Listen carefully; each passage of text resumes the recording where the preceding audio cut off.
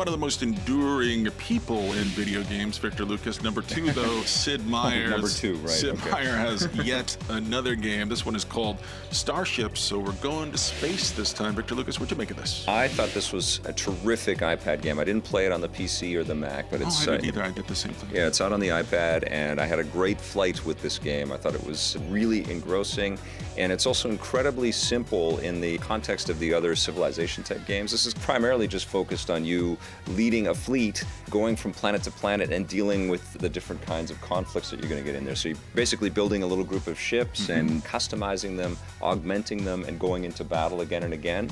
But that's great strategy game design for something like a touchscreen when you've got 8 hours of flying ahead of you. And I think that's one of the great testaments of the progress and the work that Sid Meier has done, that this thing does translate so well to portable formats like this, because you get that little group of hexagons that you can move your ships around in, and it's a very defined battlefield, and it does feel very accessible. I've never been a huge Sid Meier fan, I just gotta be honest.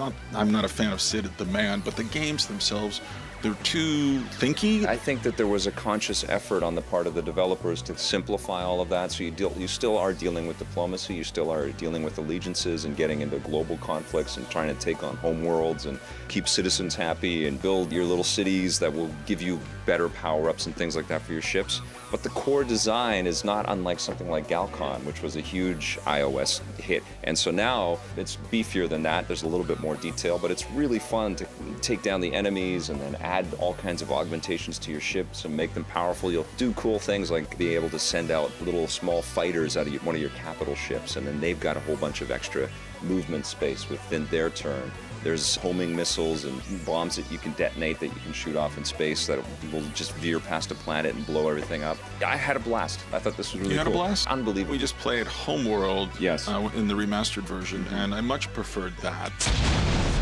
There was just too much going on here that just felt like it was stuff I could ignore, that I didn't need to pay attention to. That's always been true of the Sid Meier Civ Revolution series. Of the turn-based, let's fill up the moments game design, right? This is a thinking person's experience. This is a strategic game. This is to sit back and... The thing is just like I like turn-based strategy games. I love Advance Wars. And there's no story in the background, like some silly story that you can just click through.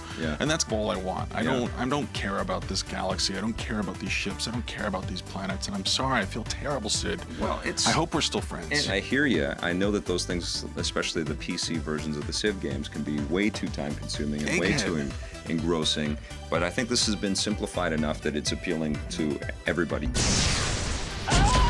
Some part in your brain, you're still up there on that plane playing this game. I'm still playing it, absolutely. Gets an 8.5 from me. How about you? Gets a 6 from me.